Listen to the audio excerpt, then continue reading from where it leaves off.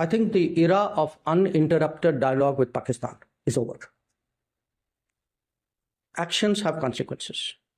तो उसने खुलेआम अनाउंस कर दिया कि अब हमारी पॉलिसी जो है कि हम बलूचिस्तान को नहीं छोड़ेंगे, हम वहाँ भी पाकिस्तान का खून खराबा करेंगे। इन्होंने हमारा खून खराबा कश्मीर में किया, हम यहाँ करेंगे। यादेव को आपने बलूचिस्तान के अंदर से गिरफ्तार किया है ना, वो क्या कर रहा था इंडियन नेवल ऑफिसर बलूचिस्तान में, जबकि अपने मुंह से वो एक्नॉलेज कर चुका है कि हम यहाँ पर बलूचिस्तान तोड़ने के लिए आए हुए हैं। उन्होंने कहा जी कि पाकिस्तान के साथ जो हमारा अनइंटरप्टेड डायलॉग जो है कि हमने करना ही करना है, डायलॉग अनइंटरप्टेड करें उन्होंने, वो खत्म हो गया।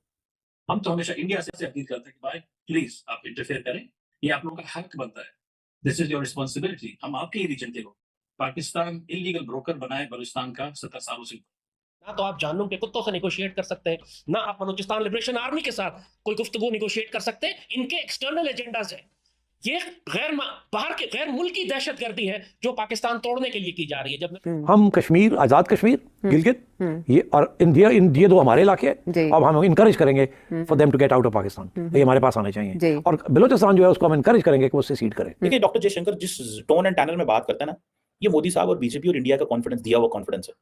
अगर मोदी साहब, बीजेपी और इंडिया ये कॉन्फिडेंस ना दे डॉक्टर जयशंकर को, डॉक्टर जयशंकर इस तरह बात करे कि आपको लगे गल ही निकाल रहे। इज्जत अपने वकार की बहाली के लिए उस तरह बिहेव करना पड़ेगा जैसे इस्लामी एटमी ताकत को बिहेव करना चाहिए। महारंग बलोच को फांसी लगा दे, मंजूर पश्तीन को लटका दे। दहशतगर्दी तो ये वैसे भी हो रही है, ये मत सोचें कि अगर इनको फांसी दे देंगे तो फसाद हो जाएगा। इससे ज्यादा फसाद और क्या होगा जो भी हो रहा है। इंडिया हो सकता है क्योंकि इसके पीछे देखिए उनके पास रॉकेट लॉन्चर्स हैं, इतने हैवी जदीद हथियार कहाँ से आ रहे हैं। बेसिकली उन्हें पीछे से रिसोर्सेज प्रोवाइड कर रहे हैं, जैसे कि वहाँ पे रो है, एजेंसीज हैं, क्योंकि ज्यादातर एजेंसीज इंटर ही कहाँ से होती हैं, बलूचिस्तान से होती है। पीएलए ने पाकिस्तान की ऐसी हालत खराब करी है कि भैया पाकिस्तानी आर्मी का कोई भी जवान, पाकिस्तान का कोई अधिकारी, छोटा हो या बड़ा हो, कोई भी अधिकारी भाई बलूचिस्तान जाना नहीं चाहता, ना ही कोई नेता बलूचिस्तान जाना चाहता है। मतलब सबको डर लग रहा है, क्योंकि अगर बलूचिस्तान में जाएंगे तो भैया पीएलए के हाथों मारे जाएंगे, मतलब सबको डर है। और अगर देखा जाए तो भैया बलूचिस्तान पाकिस्तान से इस टाइम पर टोटली अलग हो चुका है, क्योंकि पाकिस्तान का कोई भी अधिकारी, कोई भी जवान वहां पर मौजूद नहीं है। और ऐसा तभी होता है जब कोई क्षेत्र तुम्हारे कंट्रोल में नहीं होता है। मतलब ये साफ हो चुका है कि जो बलूचिस्तान है वो पाकिस्तान के कंट्रोल में नहीं है।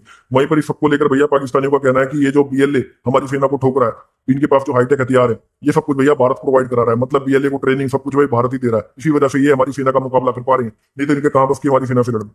वहीं पर इस सबको लेकर भाई पाकिस्तान के सबसे बड़े रक्षा विशेषज्ञ लाल टोपी ने कहा है कि बलूचिस्तान तभी कंट्रोल में आ सकता है। कि पाकिस्तान के खिलाफ एक पूरा ऐलान जंग है, और हमारे लिए ये कोई हैरानी की बात नहीं है।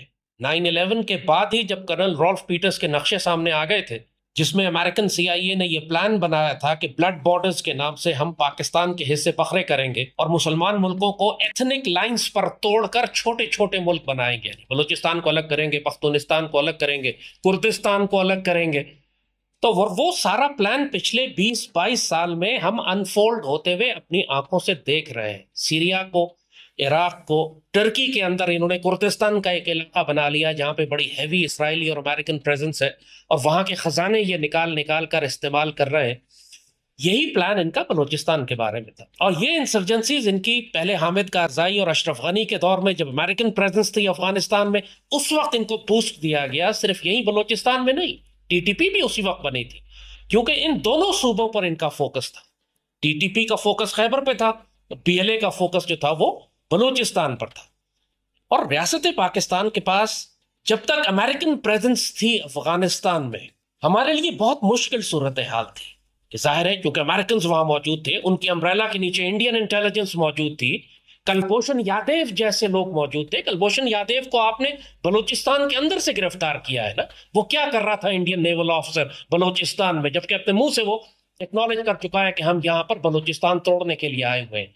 और वो अकेला तो नहीं है, इस तरह के सैकड़ों और इंडियन इंटेलिजेंस एसेट्स ईरान में, अफगानिस्तान में, गल्फ में और खुद बलूचिस्तान के अंदर मौजूद है, जो कोऑर्डिनेट कर रहे हैं इन सारे ऑपरेशंस को, जिस तरह TTP को कोऑर्डिनेट कर रहे हैं। और पिछले कम से कम 1-1.5 साल से आप क्लियरली देख रहे थे कि एक कोऑर्डिनेटेड कैंपेन है TTP और BLA के दरमियान। मंजूर पश्तीन को लॉन्च किया गया था, महारंग बल्लोच को लॉन्च किया गया था, साथ TTP की इंसर्जेंसी थी, और PTI इमरान खान और ये गंडापुर गैंग जो है ये पूरी तरह TTP को सपोर्ट कर रहा था। जब अपनी दौरे हुकूमत में इन्होंने लाके पाकिस्तान में इनको आबाद किया, और जब इनकी हुकूमत थी तो इन्होंने बलूचिस्तान लिबरेशन आर्मी और TTP दोनों को अपीज करने की पॉलिसी रखी, इनकी खुशामद करते रहे, इनको कुचलने के बजाय मुज़ाकरात की बातें करते रहे। और दुश्मन सिर्फ इनकी कमजोरी और हिमाकत और जहालत को एक्सप्लॉइट करता रहा, अच्छी तरह जानते हुए, पूरी तमाम पेट्रियट्स पाकिस्तान से प्यार करने वाले जानते थे कि ना तो आप जहन्नुम के कुत्तों से निगोशिएट कर सकते हैं, ना आप बलूचिस्तान लिबरेशन आर्मी के साथ कोई गुफ्तगू निगोशिएट कर सकते हैं। इनके एक्सटर्नल एजेंडाज हैं, ये बाहर के गैर मुल्की दहशतगर्दी है जो पाकिस्तान तोड़ने के लिए की जा रही है। जब नरेंद्र मोदी कहता है कि आप कश्मीर में छेड़छाड़ करेंगे तो आप बलूचिस्तान से हाथ धो बैठेंगे, बलूचिस्तान अलग हो जाएगा, इंडियन प्राइम मिनिस्टर आपको थ्रेट दे रहा है। उससे आप अंदाजा कीजिए कि किस स्केल के ऊपर इंसर्जेंसीज को डेवलप किया जा रहा था बलूचिस्तान में और पाकिस्तान के खैबर के सूबे में।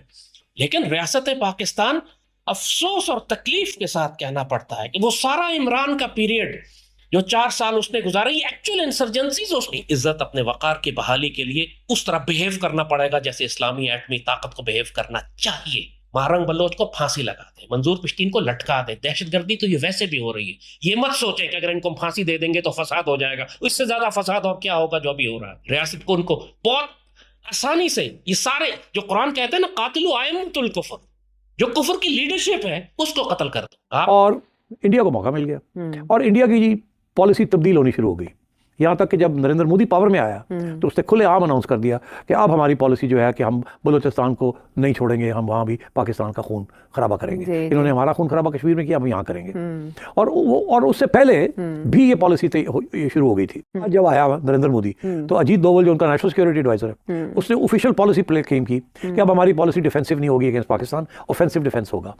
हम कश्मीर, आज़ाद कश्मीर, गिलगित, ये और इंडिया, ये दो हमारे इलाके हैं, अब हम इनकरेज करेंगे for them to get out of Pakistan, ये हमारे पास आने चाहिए। और बलूचिस्तान जो है उसको हम इनकरेज करेंगे कि वो उससे सीड करे। बिल्कुल। तो इंडिया पॉलिसी जंप्ड इन।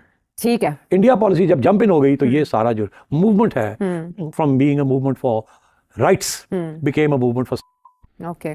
जैसे कि अफगानिस्तान के साथ ये वही वक्त था जब कि आप तालिबान जो थे, पहले आपने TTP के खिलाफ आपने TTP के खिलाफ आपने एक्शन किया था 2010 में। जनरल पाशा ने DG MI थे तो उन्होंने ये किया था, और यह MO थे स्वात के अंदर, और तो उनको निकाला था वहाँ से। बाद में जनरल फैज ने उनको वापस ले आए, रिवर्स कर दिया। उसके दरमियान उनको 14 अग्रीमेंट्स हुई, पैसे देते रहे कि चुप कर जाओ, वो पैसे भी ले जाते थे और फिर अपना काम भी करते थे। तो wrong state policies, short term state policies. ठीक, वहाँ तालिबान हमारे गले पड़ गए, इधर अब बलोच हमारे गले पड़ गए।